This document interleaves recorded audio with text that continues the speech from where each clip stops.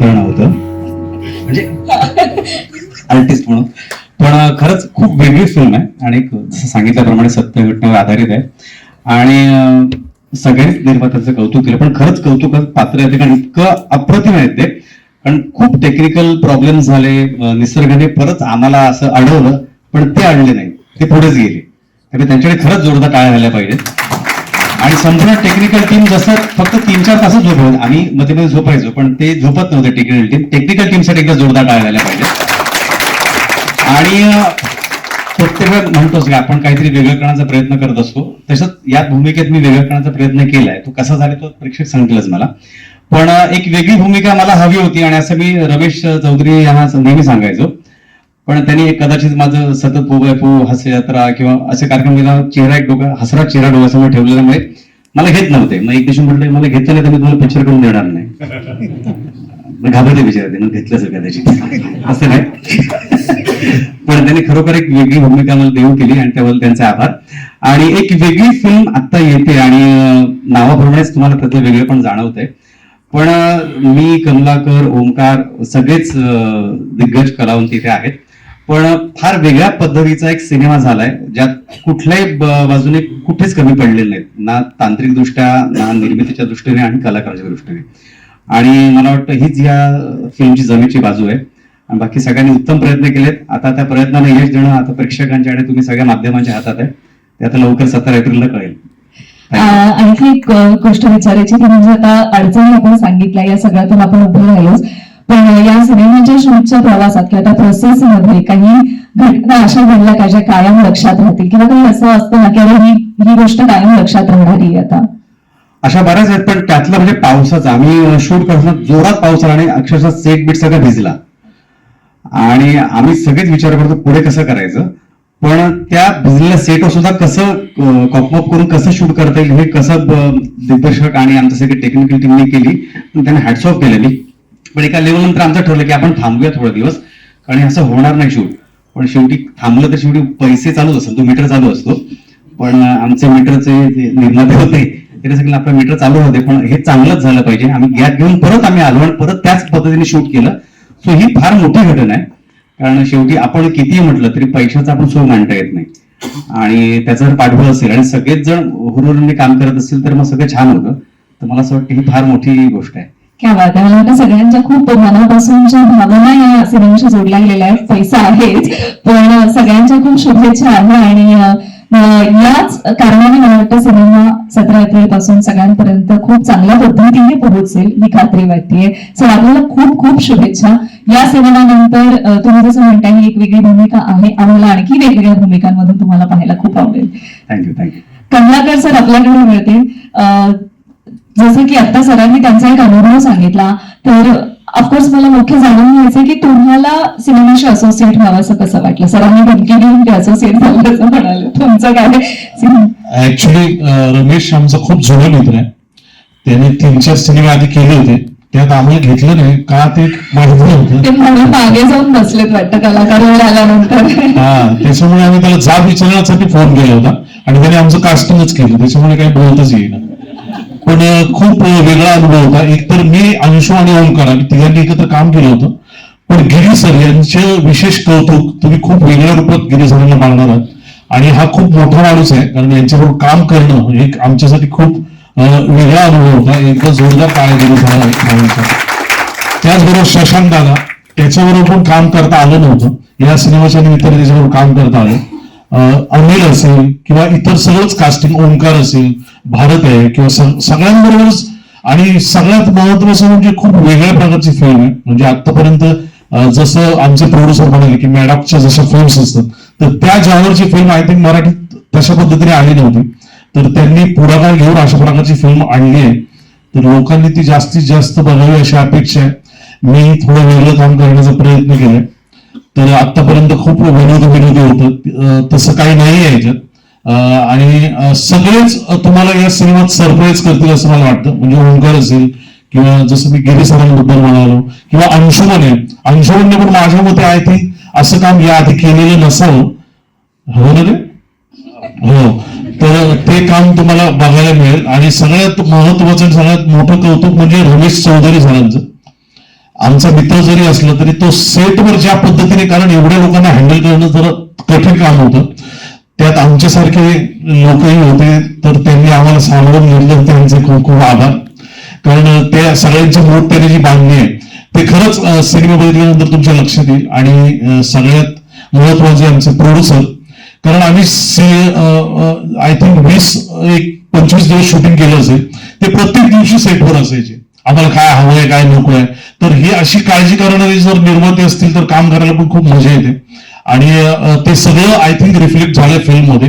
तर सगळ्यांनी ही फिल्म जरूर बघावी या निमित्ताने एवढंच आवाहन करू इच्छितो. आणि आपल्याला असं वाटतं, असं म्हणालात की मॅन ऑफ फिल्म सारखा तशा पद्धतीने आपण काहीतरी करतोय, तर याचे सेकंड किंवा सिक्वल यायला हवा, भाग 2 यायला हवा, असं नाही, यायलाच हवा. आणि त्यात रमेशने आम्हाला घ्यायलाच हवा. यायलाच पाहिजे. म्हणजे माझं असं म्हणणं आहे की कुठच्याही जॉनरचे किंवा कुठचेही सिनेमे असेल मराठी, हे सगळे चालले पाहिजेत. आणि त्या सगळ्या चालणाऱ्या सिनेमामध्ये आम्ही असावेत. नक्कीच हीच शुभेच्छा आपल्याला देते की सगळ्या सिनेमांमध्ये आम्हाला देखील आपल्याला पाहायला खूप आवडेल. थँक्यू. आणि यानंतर गिरी सर, आपला अनुभव मला जाणून घ्यायचा आहे. जसं आता स्वतः कमलाकर सरांनी देखील सांगितलं, तर हे सरप्राईज असणार आहे आपली भूमिका आमच्यासाठी. लेट जोशी बाबानंतर ही माझी तिसरी फिल्म आहे. Thank you Rameshji, thank you producers, thank you very much. आभार, धन्यवाद. 17 तारखेला बघा.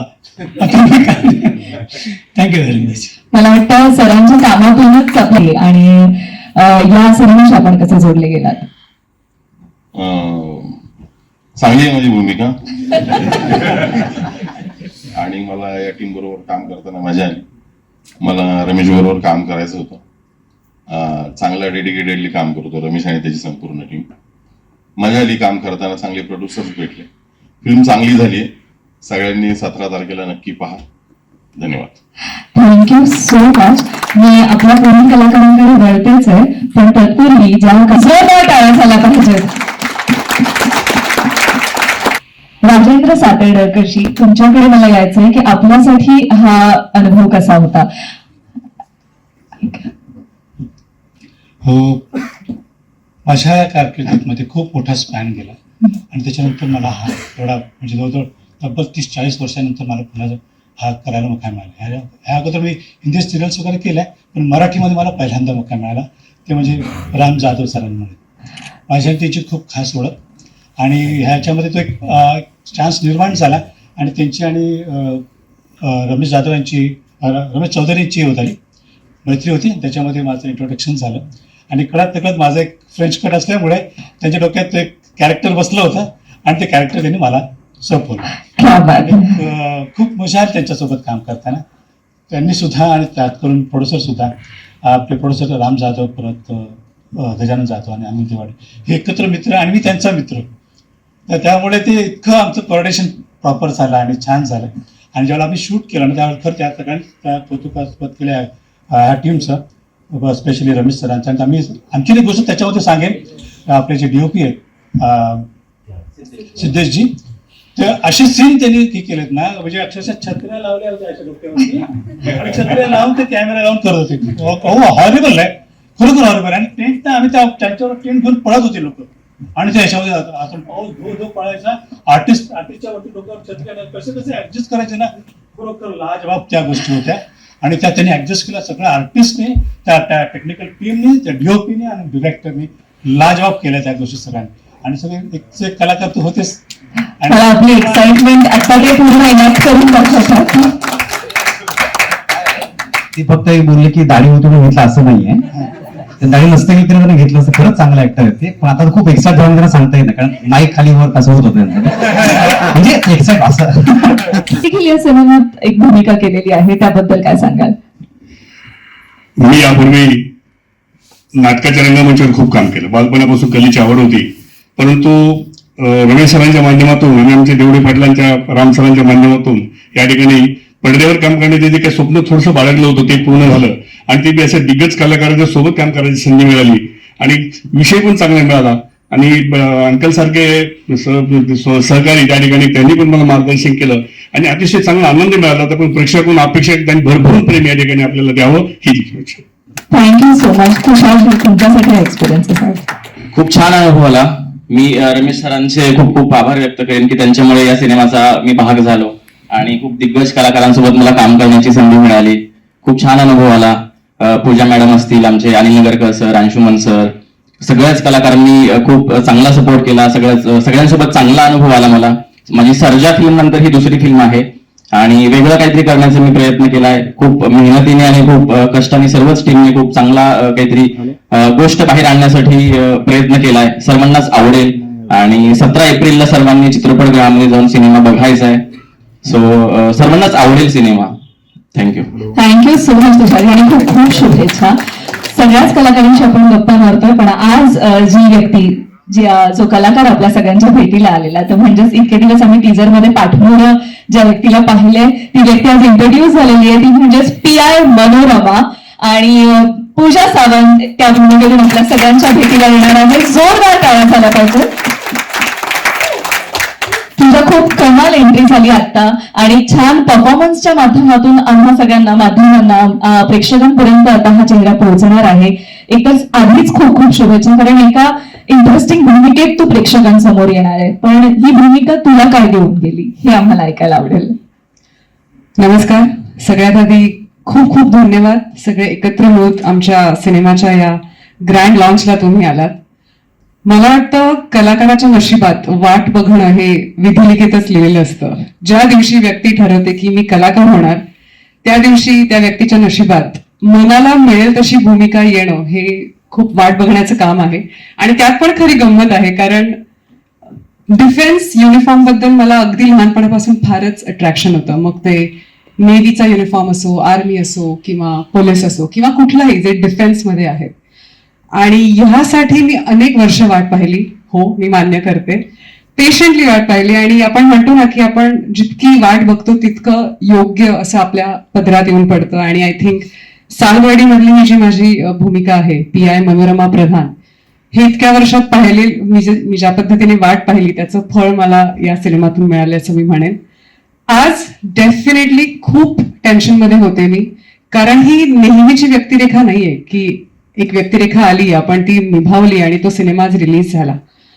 तो युनिफॉर्म मला परिधान करायचा होता आणि तो युनिफॉर्म परिधान केल्यानंतरचं जे फिलिंग आहे ते किती वेगळं आहे हे मला कदाचित आज शब्दात मांडता येणार नाही. त्यामुळे ही जी 2 मिनिटांची आमची जी एंट्री होती त्यासाठी सगळ्यांनीच, आमचे जे डान्सर्स होते, कोरिओग्राफर आहेत, खूप मेहनत घेतली. फर्स्ट टाइम मी रंगमंचावर होते आणि मी डान्स करत नव्हते आणि त्यात मी युनिफॉर्म मध्ये होते. सो सकाळपासून खूपच टेन्शनमध्ये होते, पण आय होप सगळं छान झालंय.